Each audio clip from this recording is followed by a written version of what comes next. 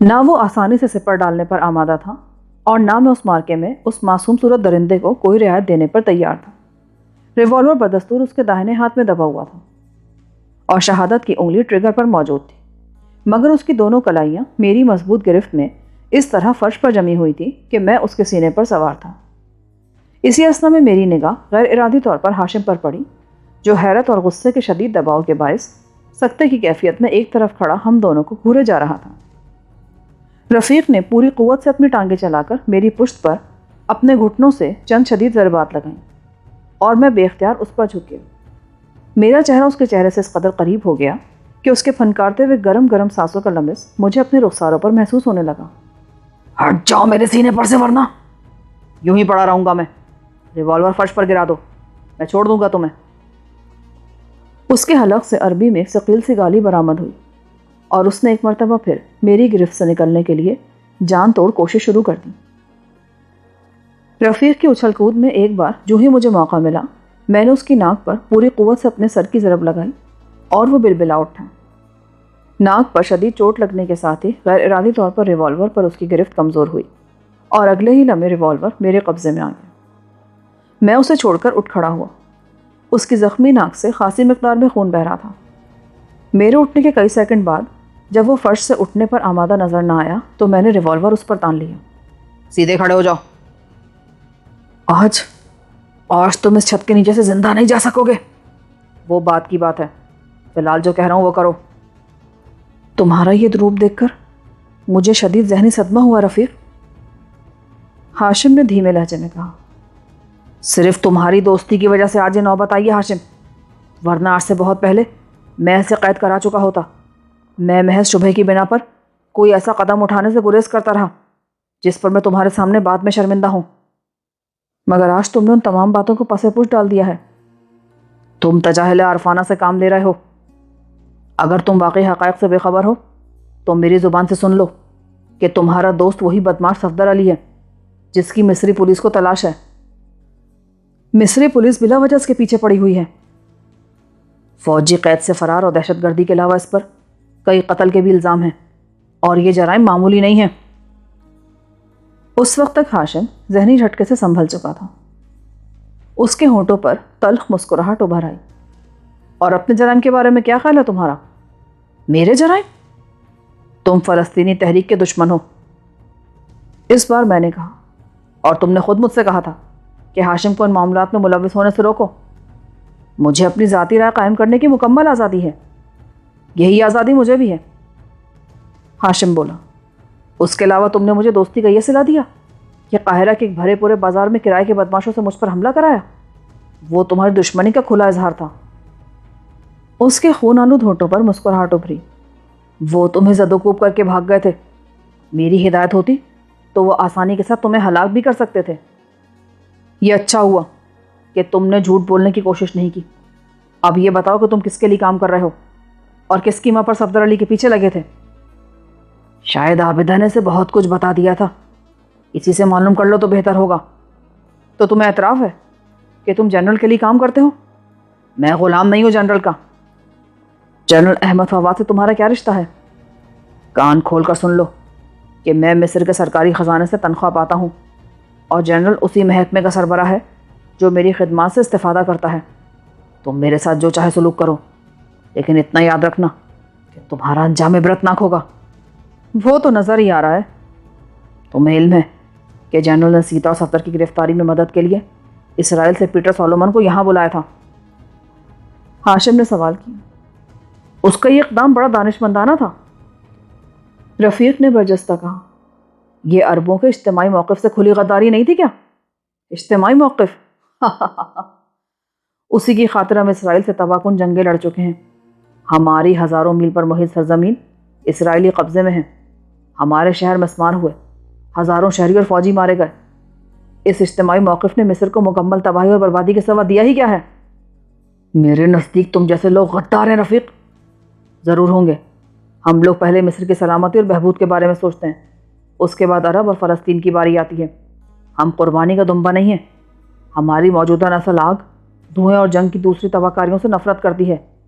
دوسری عرب قومیں اب ہمیں امداد کے نام پر پیسہ دے کر خون بہانے پر مجبور نہیں کر سکیں گی۔ جنرل سے تمہارے رابطے کا ذریعہ کیا ہے؟ چند لمحوں کے سکوت کے بعد میں نے سوال کیا۔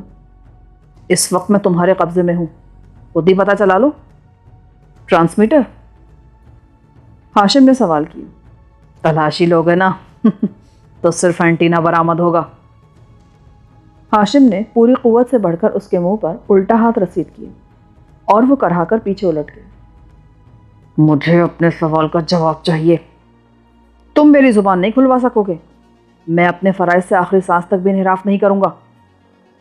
تم دونوں ہاتھ بلند کر کے دیوار کی طرف منہ کر لو، ہاشم تمہاری جامع تلاشی لے گا، اس سے میرے پاس سے کچھ نہیں ملے گا، منہ دیوار سے لگا لو۔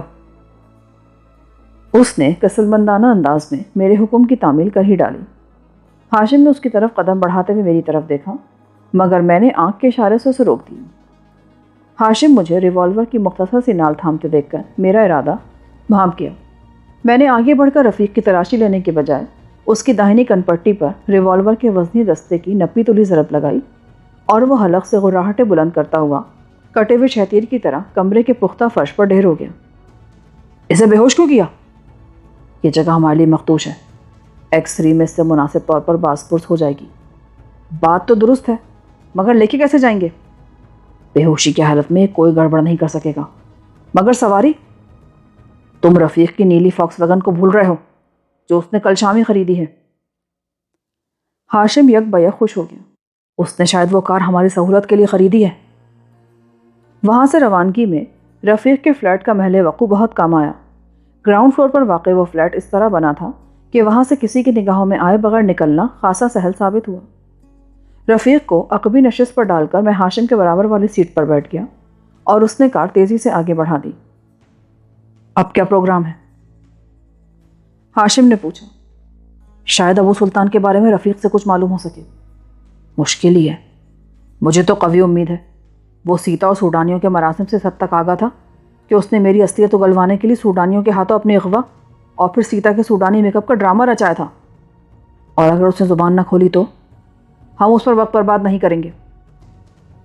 میں نے فوری طور پر یہ محسوس کر کے کہا کہ رفیق ہوش میں آ رہا تھا۔ اگر اس نے تعاون کیا تو نہ صرف زندہ رہے گا بلکہ شاید اسے مالی فائدہ بھی حاصل ہو جائے، ورنہ میں اسے ختم کر دوں گا۔ ہاشم نے چونک کر میری طرف دیکھا اور میں اسے آنکھ مار کر مسکرانے لگا۔ چند لمحوں کے بعد میں نے پچھلی سیٹ کا جائزہ لیا تو رفیق بے حس و حرکت پڑا، گہرے گہرے سانس لے رہا تھا۔ میرا خیال ہے اسے براہ راست ہلاک کرنا مناسب نہیں ہوگا، اسے شائنہ شان طریقے پر مرنا چاہیے۔ ہاشم بولا۔ وہ کیسے؟ اسے برہنہ کر کے بے ہوشی کی حالت میں قاہرہ کے کسی گنجان علاقے کے کوڑے گھر پر ڈال دیا جائے، اور جب لوگ اچھی طرح اس بدحواس عجوبے کا دیدار کر لیں تو اس پر ایک عدد گولی ضائع کر دی جائے۔ تجویز خاصی معقول ہے۔ جب فاکس وین ایکس-3 کو جانے والے صحرائی راستے پر گھومی تو سورج کی چمکیلی روشنی میں تحد نظر ریت ہی ریت چمک رہی تھی۔ ایکس-3 کے آثار نمودار ہونے سے ذرا دیر پہلے رفیق کو ہوش آ گیا۔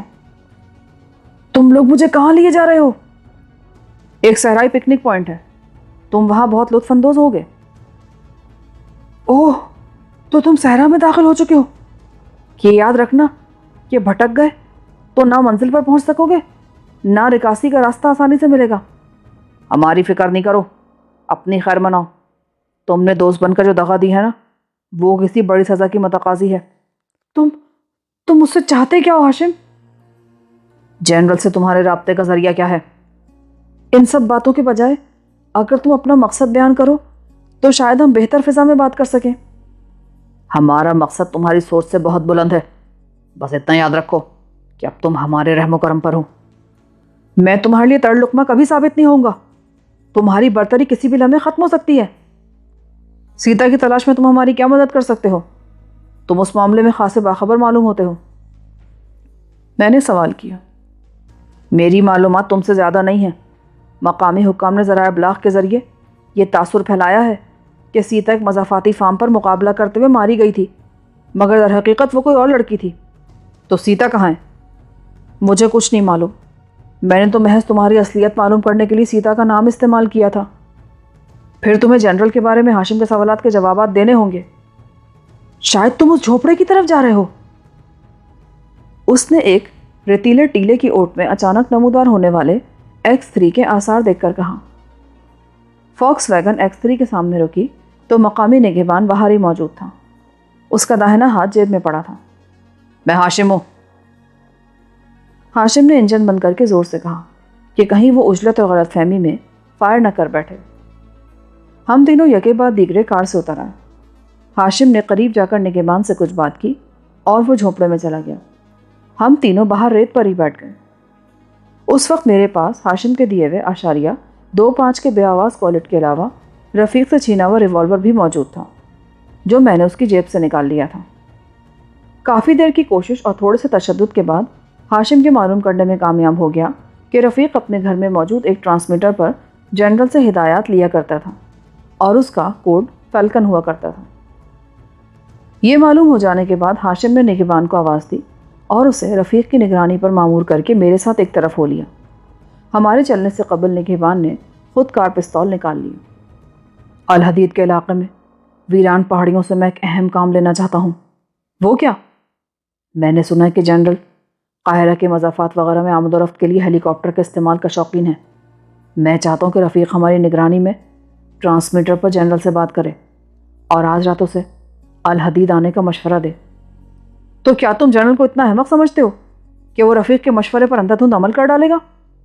اس کا انحصار تو بہانے پر ہوگا۔ کون سا بہانہ؟ وہ کہہ سکتا ہے کہ آج رات الحدید کی پہاڑیوں میں صفدر علی اور سیتا کی ملاقات کا امکان ہے اور اسے یہ خبر باوثوق ذرائع سے ملی ہے۔ ایسی صورت میں وہ ہیلی کاپٹر کے بجائے کسی دوسرے رازدانہ طریقے کو ترجیح دے گا۔ تم نے ہیلی کاپٹر کا حوالہ کیوں دیا؟ یہ ضروری ہے۔ اس کا ہیلی کاپٹر تیز رفتار ہے اور ہمیں جنرل کے ساتھ ساتھ اس پر بھی قبضہ کرنا ہے تاکہ جلد از جلد قاہرہ سے دور نکل سکیں۔ تو کیا تم ہیلی کاپٹر اڑا لو گے؟ جنرل اگر اس کا کوئی معاون ہوا تو وہی بتائے ہوئے راستے پر پرواز کرے گا۔ ہیلی کاپٹر میں تم مصر کی سرحد تو عبور نہیں کر سکو گے۔ ہیلی کاپٹر تو ہم ایندھن ختم ہونے سے قبل کسی محفوظ مقام پر چھوڑ دیں گے اور وہاں سے آگے بڑھنے کے بجائے واپس ہو لیں گے تاکہ حکام ہم تک نہ پہنچ سکے۔ میری دانش میں تو یہ بے سود مہم جوئی ہوگی۔ اگر رفیق کی آڑ لے کر جنرل کو ہلاک کرنا ہی ہے تو قاہرہ شہر سے بہتر جگہ ملنی مشکل ہی ہے۔ شہر میں وہ محافظوں کے جمگٹے میں نکلتا ہے، شاید صدر سے زیادہ اس کی حفاظت کی جاتی ہے۔ پھر وہ الحدید پہنچنے سے قبل ان پہاڑیوں کا خفیہ محاصرہ بھی کرا سکتا ہے۔ یہ تم اس لیے کہہ رہے ہو کہ ان پہاڑیوں سے ناواقف ہو۔ ان کا محل وقوع ایسا ہے کہ جنرل سے رفیق کی گفتگو کے بعد ہم نے وہاں مورچے سنبھال لی ہے تو ہماری نظروں میں آئے بغیر چڑیا کا بچہ بھی وہاں پر نہیں مار سکے گا۔ لیکن تم نے ابھی تک اس بات کا جواب نہیں دیا کہ اگر جنرل ہیلی کاپٹر کے بجائے کسی آرمڈ کار وغیرہ میں الحدید پہنچا تو کیا ہوگا؟ تمہارا ایک ہی اعتراض معقول ہے۔ ایسی صورت میں ہم دوبارہ رفیق کا نام بھی استعمال نہ کر سکیں گے۔ کیوں نہ رفیق کو ختم کر کے تم اس کی جگہ سنبھال لو؟ کیسے؟ جنرل سے ملنے کی نوبت ہی نہیں آتی، تم بس رفیق کا ٹرانسمیٹر اور کوڈ استعمال کرتے رہنا، شاید اس طرح کوئی موقع مل جائے۔ اسی لمحے صحرا کی فضا ایک دھماکے اور پھر انسانی چیخ سے لرز اٹھی۔ ہم دونوں بوکھلا کر پلٹے تو X3 کا نگہبان ریت پر ماہیے بے آب کی طرح تڑپ رہا تھا اور رفیق فاکس ویگن میں جھانک رہا تھا۔ مجھے صورتحال کی سنگین نوعیت کا اندازہ لگانے میں کوئی دقت پیش نہ آئی اور میں ریوالور نکال کر جائے واردات کی طرف دوڑ پڑا۔ اسی اثنا میں رفیق اگنیشن میں چابی موجود نہ پا کر برق رفتاری سے X3 میں گھس پڑا۔ میں نے دوڑتے ہوئے اضطراری طور پر 2 فائر کیے مگر فاصلہ زیادہ ہو جانے کے باعث وہ ضائع گئے اور جب میں X3 کے قریب پہنچا تو احتیاط کے پیش نظر مجھے باہر رکنا پڑا۔ رفیق، خود کو ہمارے حوالے کر دو۔ ہاشم قریب المرگ نگران کے قریب پہنچ چکا تھا۔ میرے جواب پر اندر خاموشی رہی۔ میں نے اسے دوبارہ للکارا اور پھر کوئی جواب نہ پا کر دوڑتا ہوا اندر جا گھسا۔ پہلا کمرہ ویران تھا۔ دوسرے کمرے میں تہخانے میں داخلے کا کھلا ہوا راستہ میرا منہ چڑھا رہا تھا۔ میں آہستہ آہستہ فرشی راستے کے قریب پہنچ گیا۔ اندر سے واضح طور پر کسی کے قدموں کی آواز سنائی دے رہی تھی۔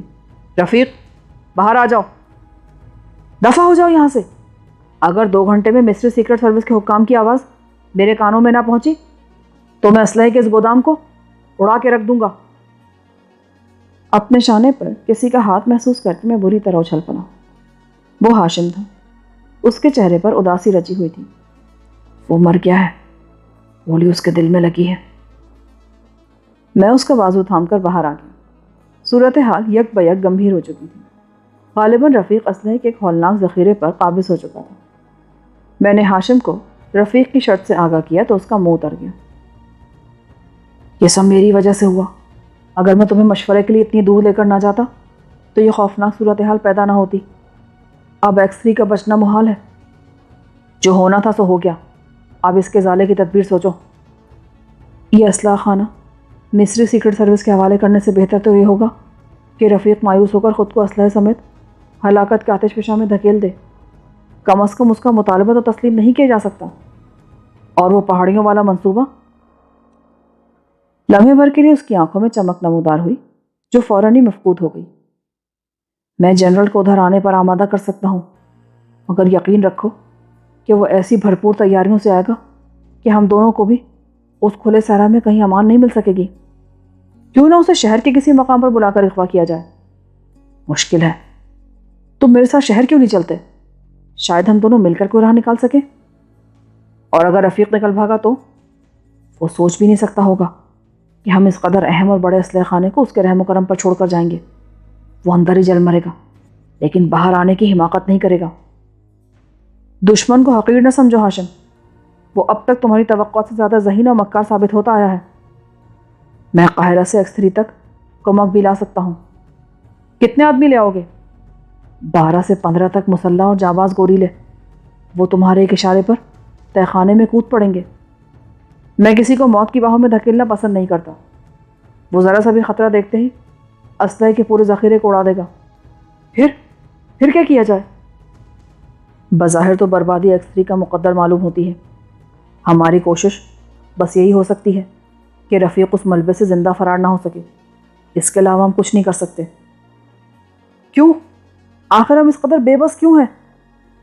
جذباتی نہ بنو ہاشم، تلخ حقائق کا سامنا ہی مردانگی کی شان کہلاتا ہے۔ میرا مشورہ مانو تو فوراً شہر لوٹ جاؤ اور جنرل کو ایکس3 کی راہ پر لگا دو۔ مگر کیسے؟ تم رفیق کے ٹرانسمیٹر سے فیلکن کا کوڈ استعمال کرتے ہوئے مضافات کے صحرا میں اسلحے کے بھاری ذخیرے سمیت صفدر کی موجودگی کی خبر دے ڈالو۔ یہ مہم اتنی بڑی نظر آئے گی کہ جنرل نے فوجی دستے بھی ساتھ لے لیے نا تو ان کی کمان خود ہی کرنا چاہے گا۔ اسی کے ساتھ تم اپنے مسلح ساتھی یہاں لے آؤ۔ جنرل کو رفیق کی موجودگی کا علم نہیں ہوگا اور اس کے آدمی ایکس3 پر دھاوا بول کر اس کے ساتھی رفیق بھی پرخچے اڑا ڈالیں گے، اور عقب سے تمہارے آدمی جنرل کے عملے پر آگ برسانی شروع کر دیں گے۔ اس طرح ایکس3 تو تباہ ہو ہی جائے گا، مگر یہ امکان بھی ہے کہ جنرل ہمارے ہاتھوں مارا جائے۔ تو پھر تم بھی میرے ساتھ شہر چلو۔ ہم میں سے ایک آدمی کا یہاں ٹھہر کر نگرانی کرنا ضروری ہے۔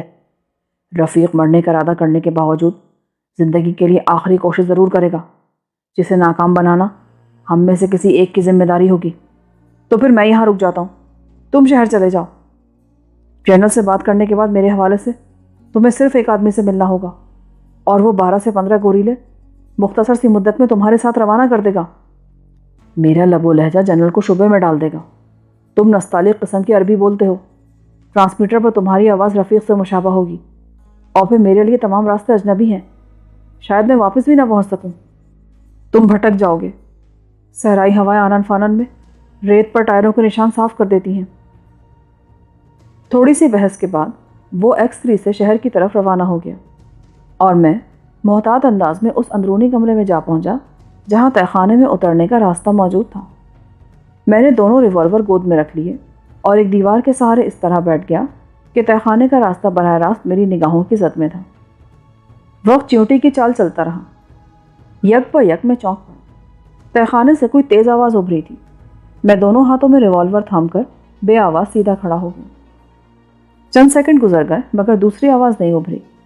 میرے اعصاب پر تناؤ طاری ہونے لگا۔ شاید رفیق کوئی آہٹ پیدا کیے بغیر ننگے پاؤں زینہ طے کر کے اوپر آ رہا تھا۔ ہاشم! میں رفیق کی آواز سن کر اپنی جگہ خاموش لیکن چوکنا کھڑا رہا۔ حرام زادے، مجھے معلوم ہے کہ تو میری گھات میں کسی مردے کی طرح دبکا بیٹھا ہوگا، پر یہ سن لے کہ آدھا گھنٹہ گزر چکا ہے۔ اگر 2 گھنٹے گزر گئے تو میں بلا تردد اپنی دھمکی کو عملی جامہ پہنا دوں گا۔ اس بار بھی میں خاموش رہا اور احتیاط سے ایک ایسی جگہ سرک گیا جہاں سے میں تہہ خانے کے راستے پر نگاہ رکھ سکتا تھا، لیکن تہہ خانے سے برآمد ہونے والا فوری طور پر مجھے نہیں دیکھ سکتا تھا۔ میری مسلسل خاموشی پر تہہ خانے میں بڑبڑاہٹ سی گونجتی محسوس ہوئی اور ایک بار پھر سناٹا چھا گیا۔ ہاشم اور صفدر، تم دونوں کتے میری بات کا جواب دو یا نہ دو، لیکن میں جانتا ہوں کہ تم میری آواز ضرور سن رہے ہو۔ تہہ خانے میں طاقتور ڈائنامائٹ کے سیٹ، بیٹری اور ریموٹ کنٹرول سمیت موجود ہیں۔ میں نے 4 سیٹ پورے تہہ خانے میں پھیلا کر بیٹریوں سے جوڑ دیے ہیں اور میں ریموٹ کنٹرول ساتھ لے کر باہر آ رہا ہوں۔ اگر تم دونوں سے مجھے ذرا بھی خطرہ لاحق ہوا تو یہ عظیم و شان تہہ خانہ پورے اسلحے سمیت میرے خفیف سے اشارے پر ایک جلتے ہوئے الاؤ میں تبدیل ہو جائے گا۔ میں ایک پھریری سی لے کر رہ گیا۔ مختصر سا ریموٹ کنٹرول میرے ہاتھ میں ہے۔ تہہ خانے کے دہانے کے قریب سے رفیق کی آواز سنائی دی۔ شاید وہ سیڑھیاں عبور کر کے اوپر آ رہا تھا، اور میری انگلی اس بٹن پر ہے جو اس تہہ خانے کو کھنڈر بنا سکتا ہے۔ تم دونوں کے ہاتھوں میں کوئی ہتھیار نہیں ہونا چاہیے، اور نہ تم میرے قریب آنے کی کوشش کرو گے۔ تو ایک بار باہر تو نکل سالے، پھر دیکھا جائے گا کون کتنے پانی میں ہے، میں نے دل ہی دل میں کہا۔ میں دونوں ریوالور جیب میں ڈال کر ایک دیوار کی اوٹ میں ہو گیا۔ چند سیکنڈ تک تو کچھ نہ ہوا، پھر اچانک رفیق کی کھوپڑی فرشی خلا میں سے نمودار ہوئی اور نہایت تیزی سے فوراً ہی غائب ہو گئی۔ شاید اس طرح وہ باہر کا جائزہ لینا چاہتا تھا۔ قدرے توقف کے بعد وہ چوکنہ نگاہوں سے چاروں طرف کا جائزہ لیتا ہوا اس خلا سے باہر آ گیا۔ اس کے داہنے ہاتھ میں پستول دبا تھا اور بائیں ہاتھ میں سگریٹ کے ڈبیا کے برابر ایک سیاہ بکس تھا جو یقینی طور پر تاروں کے رابطے کے بغیر خاصے فاصلے سے ڈائنامائٹس کو اڑا سکتا تھا۔ باہر آ کر وہ کمرے کے وسط میں خاصی دیر تک کھڑا سنگن لینے کی کوشش کرتا رہا۔ اسے خود کو وہاں تنہا دیکھ کر خاصی حیرت ہو رہی تھی۔ آخر کار وہ سر جھٹک کر نکاسی کے راستے کی طرف چل دیا۔ میرے کان پوری توجہ سے اس کے قدموں کی مدھم سی چاپ پر مرکوز تھے جو بتدریج اور اپنے نپے تلے تسلسل کے ساتھ دور ہوتی جا رہی تھی۔ میں نے پھرتی سے اپنی جگہ چھوڑی اور پنجوں کے بل اس دروازے کی اوٹ میں پہنچ گیا جو دونوں کمروں کو ملاتا تھا۔ رفیق کی پشت میری جانب تھی۔ غالباً اسے اطمینان ہو چکا تھا کہ اس کے پیچھے جھونپڑے میں کوئی موجود نہیں تھا۔ وہ باہر چلا گیا، مگر میں آگے نہ بڑھا۔ اگر میں بیرونی کمرے میں چلا جاتا تو رفیق کی اچانک واپسی کی صورت میں میرے لیے خود کو چھپانا ناممکن ہو کر رہ جاتا۔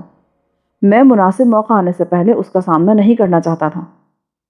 باہر جا کر شاید اسے یقین ہو گیا کہ اس کے دونوں حریف بوکھلا کر بھاگ نکلے تھے۔ پھر اپنے عقب پر ایک آواز سن کر میرے رونگٹے کھڑے ہو گئے۔ وہ آواز بہت واضح اور تیز تھی۔ یوں محسوس ہوا تھا جیسے کسی نے پھوس کی چٹائی کو توڑنے کی کوشش کی ہو۔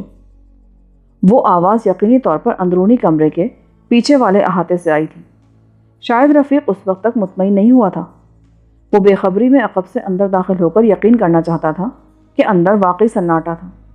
میرے لیے وہ لمحات بڑے خطرناک تھے۔ میرا صرف ایک دشمن تھا، لیکن اس نے اپنی حکمت عملی سے وہم میں ڈال دیا تھا۔ میں وہیں رکا رہتا اور رفیق صحن سے اندر گھس آتا تو میں اس سے بچ نہیں سکتا تھا، اور اگر میں بیرونی کمرہ عبور کر کے باہر جا نکلتا اور چٹائی ٹوٹنے کے بارے میں میرا اندیشہ بے بنیاد ہوتا تو وہ وہیں مجھے گھیر لیتا۔ تیسری راہ اندھے کنویں میں چھلانگ لگانے کے مترادف تھی، یعنی میں پھرتی کے ساتھ تہہ خانے میں اتر جاتا، مگر میرے لیے وہ ہلاکت کا یقینی راستہ تھا۔ پھر جو ہی صحن میں دوسری ہارٹ سنائی دی، میں نے تن بہ تفتیر ہو کر اپنی جگہ چھوڑ دی اور ایک ریوالور ہاتھ میں لے لیا۔ بیرونی کمرہ عبور کر کے میں تیزی سے نکاسی کے راستے کی اوٹ میں پہنچا اور تھوڑا سا سر باہر نکال کر جائزہ لیا تو دروازے کے سامنے پڑی ایکس-3 کے نگہبان کی لاش کے سوا وہاں اور کچھ نہیں تھا۔ میں دھڑکتے دل کے ساتھ جھونپڑے کو خیر باد کہہ کر کھلے صحرا کے سینے پر نکل آیا۔ باہر آنے کے بعد یہ اندیشہ بھی تھا کہ کہیں غیر متوقع طور پر دائیں بائیں سے وہ میرے سامنے نہ آ جائے۔ میں سامنے سے ہٹ کر اس جھونپڑے کی داہنی طرف دبک گیا۔ اس بار رفیق کے انداز میں بے یقینی اور سراسیمگی نہیں تھی۔ وہ خاصا اعتماد سے باہر آیا تھا۔ اس کا پستول والا ہاتھ بدستور بلند تھا، مگر بایاں ہاتھ پہلو میں جھول رہا تھا۔ میرا خیال تھا کہ وہ ریموٹ کنٹرول یونٹ کے بٹن پر سے اپنی انگلی بھی ہٹا چکا تھا۔ وہ اپنی دانست میں ایکس-3 کی مکمل تلاشی لے چکا تھا اور اپنے کسی حریف کو وہاں موجود نہ پا کر خاصا مطمئن تھا۔ اس کی تقویت میں نیلی فاکس ویگن کے عدم موجودگی کا نمایاں دخل تھا۔ اس نے ریموٹ کنٹرول کا مختصر سا سیاہ یونٹ ریت پر رکھ دیا اور خود پھوس کی دیوار کے سائے میں ٹانگیں دراز کر کے بیٹھ گیا۔ اس کا انداز بتا رہا تھا کہ وہ کسی سوچ میں ڈوبا ہوا تھا۔ سوچتے سوچتے اس نے اچانک اپنا سر بائیں طرف گھمایا۔ اس وقت میرا سر اوٹ سے ذرا آگے نکلا ہوا تھا، میں خود کو اس کی نگاہوں سے بچا نہ سکا۔ پھر ہم دونوں نے قیامت کی سی پھرتی دکھائی۔ اس نے اٹھتے ہوئے ریت پر سے ریموٹ کنٹرول بھی لینا چاہا اور میں نے ہاتھ سیدھا کر کے گولی چلا دی۔ اس سے نگاہیں چار ہوتے ہی میرا پہلا فیصلہ گولی چلانے کا تھا، جس پر میں بے دھڑک عمل کر گزرا، مگر مجھے دیکھ کر ایک لہجے کے 1000ویں حصے میں وہ متحیر نظر آیا تھا۔ پھر اسے وار کرنے کے ساتھ ہی ریموٹ کنٹرول کی بھی فکر تھی، لہٰذا وہ مار کھا گیا۔ بائیں پسلیوں میں گولی پیوست ہوتے ہی وہ چیخ مار کر داہنی طرف لڑک گیا۔ اس کے اور میرے درمیان وہ مختصر سی سیاہ ڈبیا بدستور ریت میں پڑی تھی، جس پر X3 کی سلامتی کا دار و مدار تھا۔ میری گولی نے اسے زخمی تو کیا تھا، مگر زخم کاری ثابت نہیں ہوا۔ ریت پر قلع بازی کھا کر وہ فوراً ہی سیاہ ڈبیا کی طرف جھپٹا، مگر میں اس سے زیادہ پھرتی کے ساتھ وہ ڈبیا لے کر پیچھے ہٹ چکا تھا۔ اس نے گھٹنوں کے بل ریت پر کھڑے ہو کر میری طرف ایک فائر جھونک مارا۔ میرے لیے اس بہکے ہوئے فائر سے بچنا دشوار ثابت نہیں ہوا۔ میں نے اس کے پستول والے ہاتھ کی شست لے کر دوسرا فائر کیا اور گولی اس کے پیٹ میں اتر گئی۔ اس کا نچلا دھڑ اس کے لہو میں رنگین ہونے لگا اور اسی وقت صحرا کی فضا میں کسی کار کے انجن کی کرخ سی گونج سنائی دینے لگی۔ رفیق کے پیٹ اور پسلیوں سے بھاری مقدار میں خون بہہ رہا تھا، مگر وہ ریت میں لوٹ کر ایک بار پھر اپنے قدموں پر کھڑا ہو گیا تھا۔ اس کی آنکھوں میں خون اتر آیا تھا اور غیظ و غضب نے اس کے چہرے کے نقوش مسخ کر کے رکھ دیے تھے۔ اس بار میں نے توقف کیے بغیر تیسری گولی چلا دی اور اس کے داہنے کندھے سے سرخ سرخ لہو کی دھاریں بہہ نکلیں۔ اس کے جسم نے شدید جھٹکا کھایا، مگر وہ بدستور اپنی ٹانگوں پر کھڑا رہا۔ صفدر علی، کاش میں تجھے مار سکوں۔ اس کے پستول سے یکے بعد دیگرے 3 گولیاں برآمد ہوئیں۔ چوتھی بار محض کھٹکا ہو کر رہ گیا۔ اس کی پہلی اور تیسری گولی تو نہ جانے کدھر نکل گئی، مگر دوسری گولی نے میرا بایاں بازو ادھیڑ ڈالا۔ میری فائرنگ سے اسے 3 گہرے زخم آئے تھے، جن سے تیزی سے خون بہہ رہا تھا، مگر وہ سخت جان نہ صرف اپنے قدموں پر کھڑا تھا بلکہ اس نے مجھے بھی زخمی کر دیا تھا۔ میں نے اشتعال کے عالم میں اس کی پنڈلی کا نشانہ لیا اور اس بار وہ چیخ مار کر ریت پر ڈھیر ہو گیا۔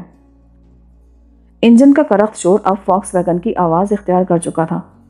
ہاشم شاید اپنے مشن سے واپس آ رہا تھا۔